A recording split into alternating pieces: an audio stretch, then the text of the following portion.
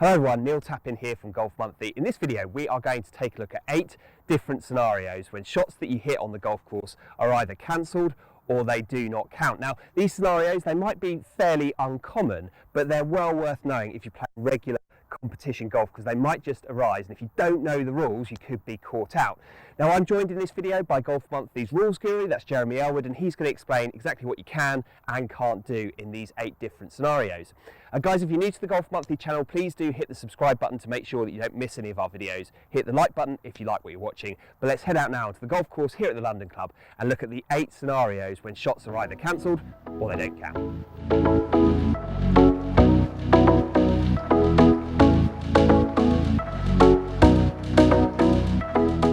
Okay, so the first 2 rules we're going to look at relate specifically to match play, and the first one we're going to speak about is what happens when you play out of turn, Jez. Because in match play, there's actually a little bit of tactics involved, isn't there? Explain more.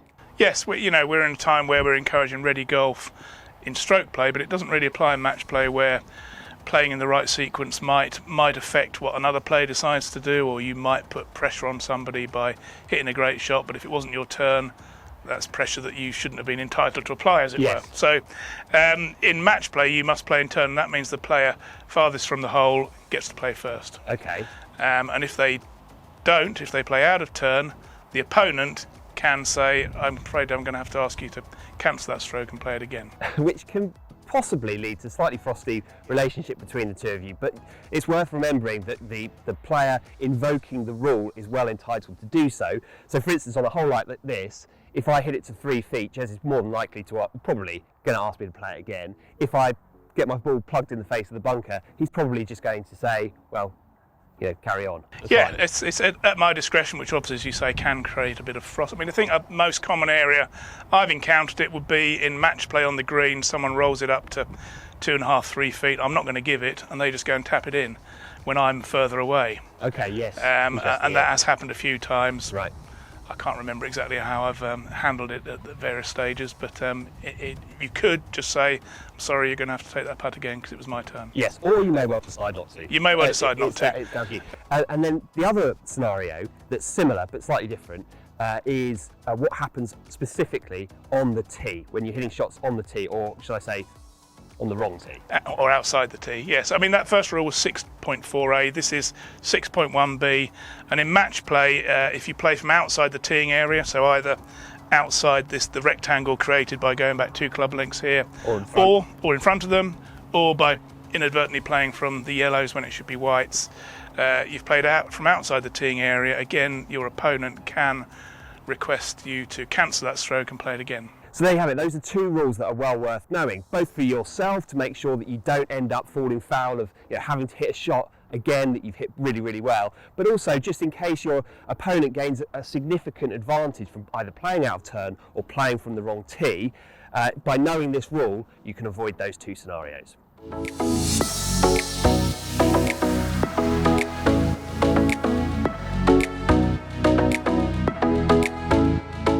Okay, so the next one on our list relates to what you do when you're unsure about how to progress under the rules. Jez, so talk through a scenario where you can imagine this might happen. Okay, so you found something, you think it's an animal hole, perhaps your playing partner, playing companion isn't quite so sure, you're not exactly sure, but you don't want to turn up relief if it might have been available.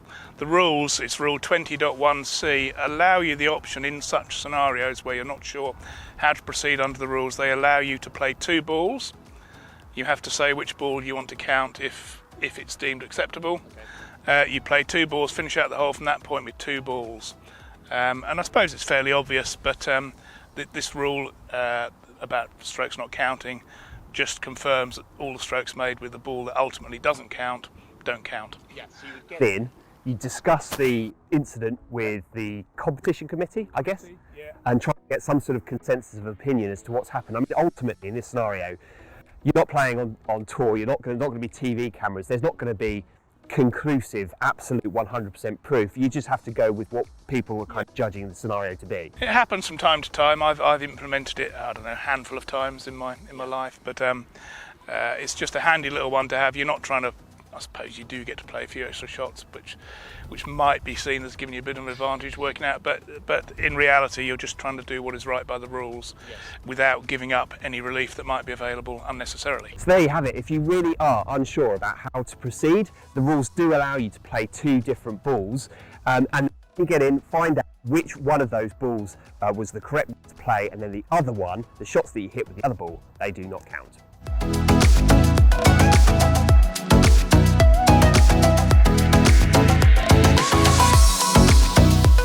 Okay, so the next one on our list relates to foursomes, or alternate shot format of the game.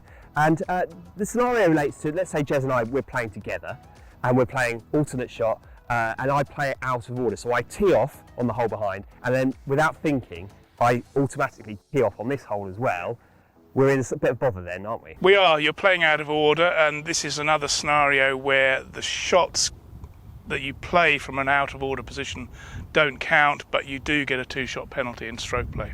So what we would have to do in that scenario would be cancel the shot that I've hit, or don't count the shot that I've hit. Yeah. I've hit it to 3 feet on a par 3, doesn't matter. Go back, you play the ball from the tee. We add 2 shots to our score, and then carry on from there. And as in, if you play from outside the teeing area, in stroke play you have to correct the error before you tee off on the next hole. Yes. Or if it's the last hole before you return your scorecard. And you might think this is pretty unlikely to happen, and it probably is, but I think the fact is, if it's in the rule book, then it must have happened at some stage. And I guess the scenario I'm thinking is there's been a bit of provisional ball action on the previous hole, or you've hit 3 off the tee there, and you've got a bit flustered and aren't quite thinking straight, and the order's gone a little bit in your mind, and you just make a simple mistake. I don't think I've ever done it in my 35 years playing, but I may have done. But you may have also not played a huge amount of foursomes golf. If you play regular foursomes golf, it's the sort of thing, it might happen. And if it does, this rule, well, you'll need to know it.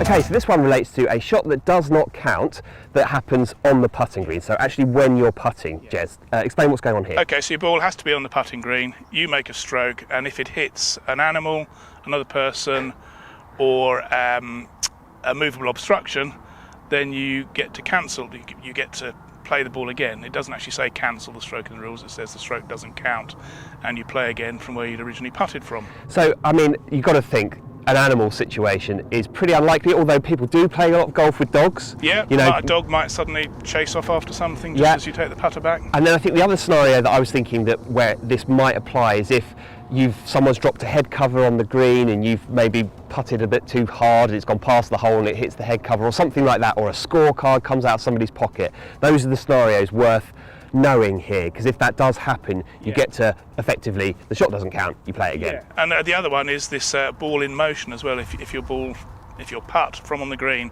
strikes a ball in motion, you get to play it again. Again, it's unlikely, but let's say someone behind you has chipped when he didn't know you were about to putt, you're already past the point of no return, and the balls somehow collide, you would get to play again. Yeah. But the other thing that's worth mentioning is you don't get to play again if your ball strikes a ball at rest on the green or a ball marker. Yes. So if someone has marked their ball with a pitch mark repair or a T-peg and your ball hits it, I'm afraid the rules would say, well, you should have asked him to move it before you putted. So yes, the stroke stands. Because under the rules of golf, a ball marker doesn't have to be a ball marker or a coin. It can be a pitch mark repairer or a T-peg or anything else. And a lot of people will do that where they can't find a marker or coin, they stick a pitch mark repairer in. If you think it's on your line, tell them, because if you putt from on the green and you hit it, it's basically just tough luck. So Jez, what about if I'm attending the flag, or I've taken the flag and I've just put it down on the green and you hit the flag, what happens there? Okay, well this is another case where you'd have to go into a little bit more detail in the rules. The rules say it's another scenario where you don't get to play again, effectively. But if you read the rule, it's quite long and complicated, so I would suggest having a look at Rule 13.2b, and it will depend on whether the deflection or stopping was deliberate or accidental. Hopefully most times it'll be accidental, but there's all sorts of different ways that might pan out. So. And if it was accidental, you'll just have to play the ball from wherever it comes to rest. You don't get to sort of play that shot again. Either way, all of this stuff on the green, you know, these are fairly niche scenarios, but they might happen to you, and if they do happen in competition, it's well worth knowing what to do.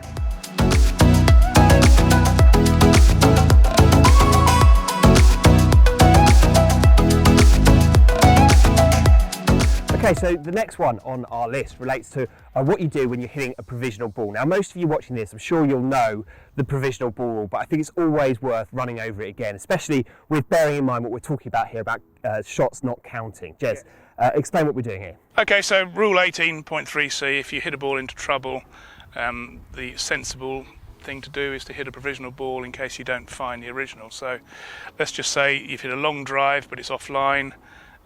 You play a provisional, but you then top the provisional, hit a couple of fats in the rough and chunk it up there. By the time you get to where the original ball is believed to be, you've played 4 shots. Well, the good news is, if you find the original ball, carry on with that ball. None of those shots taken with the provisional ball count. Yeah, and I think it's worth just underlining here that you can just keep going. You can play as many shots as you need to get up to the area where you think the ball might be lost. I think a lot of people think that you hit one tee shot, oh no, that's in trouble, hit a provisional, and then your next act must be to look for that first ball, but that's not necessarily the case. You can continue to play that second ball, that provisional ball, for as long as you need to get up to the area on the hole where you think the ball might be. And then, as Jez says, if you find the first one, you're good to go, and the shots that you've hit with the provisional, they don't count.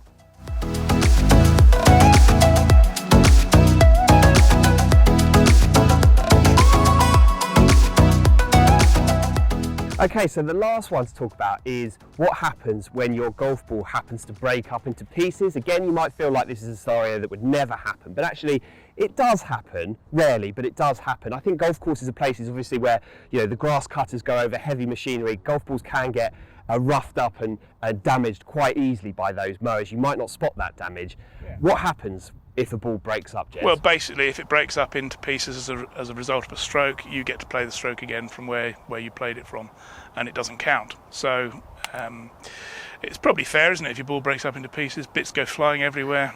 Feels like the only fair thing to do in that I think so, yes. But as you say, it's pretty rare these days. But if you're playing with a rock-hard ball that's got a little cut that you don't notice that is actually worse than you think, it could happen. Rare, but rule 4.2b is where you'll find that one. Okay, and then the other one worth mentioning here is a local rule, so you'll have to have a look on the back of the scorecard for it. If you're playing a golf course with power cables that are in play, you know, in the line of play at times, potentially, then have a look out for this local rule, because if you hit the power cable, Jez, what happens? You will get to play the stroke again gratis, free of charge. It doesn't count, you play it again. And the model local rule that's on the R&A website does say it shouldn't be worded in a way that gives the option as to whether or not you play the stroke again. It should be worded so that if it strikes the cables, you play the shot again free of charge. And this happened to me just the other week. I played somewhere where there were power lines not far off the tee, hit them square on, and we didn't actually find the ball again. We hit a massive connection, no idea where it went. We didn't find the ball, and if the local rule hadn't been in force, I'd have been playing 3 off the tee, which would have seemed a bit harsh. A little bit harsh. So, as I say, if you're playing golf course with power cables, keep an eye out for the back of the scorecard, the local rules, just to see if you do hit one, you might well get the chance to play it again. So there you have it. That's our list of 8 scenarios on the golf course when shots are either cancelled or they do not count. Now, before you go, please do hit the pause button and let us know if any of these scenarios have ever happened to you on the golf course, and let us know. We'd be interested to hear what you have to say. But for now, from the London Club, it's goodbye.